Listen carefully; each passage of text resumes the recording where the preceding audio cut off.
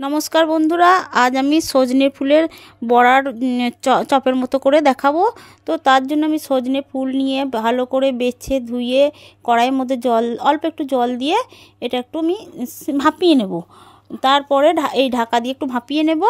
নিয়ে ভাপিয়ে নেওয়ার পর এবার আমি ওটাকে জলটা মরে যাওয়ার পর ওটাকে আমি নামিয়ে নেব।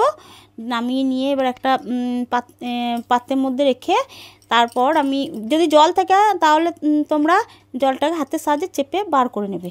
তারপর আমি এই ফুলকটা দিয়ে এবার দিলাম পরিমাণ মতো বেসন আর একটু সামান্য একটু কর্নফ্লাওয়ার আর কুচো কাঁচা লঙ্কা কুচো, হলুদ আর দিলাম পরিমাণ মতো লবণ। এবার পরিমাণ মতো লবণ দিয়ে এবার এটাকে আমি হাতের সাহায্যে চেপে মেখে নেব। এবার এটা যদি মাখতে গিয়ে যদি জলের প্রয়োজন হয় তাহলে তোমরা একটু জল দিয়ে অল্প অল্প অল্প জল দিয়ে একটু ওই ময়দার আটা যেমন মাখো ওইভাবে হাতের সাহায্যে ভালো করে চেপে চটকে মেখে নেবে।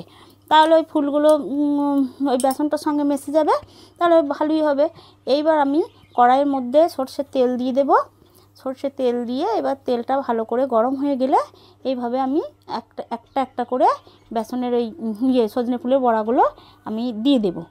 এবার তোমরা এইভাবেই করবে, দেখবে সজনে ফুলের বড়া খেতে কিন্তু খুব ভালো লাগে, গরম গরম গরম ভাতে খেতে খুব ভালো লাগে। আর এটা তো উপকারও বটে। তো সিজনে তো পাওয়া যায়, সবসময় তো পাওয়া যায় না। তো এইভাবেও করে খেতে পারো। তারপরে এই ফুলের বড়া এই ফুল পোস্তও করে খাওয়া যায়, যেমন যে মানে খেতে চায় মানে খাওয়া যায়। তো এইভাবে বড়াটা করলে কিন্তু গরম গরম খেতে খুব ভালো লাগবে। তো চলো, এবার আমার এটা হয়ে গেল।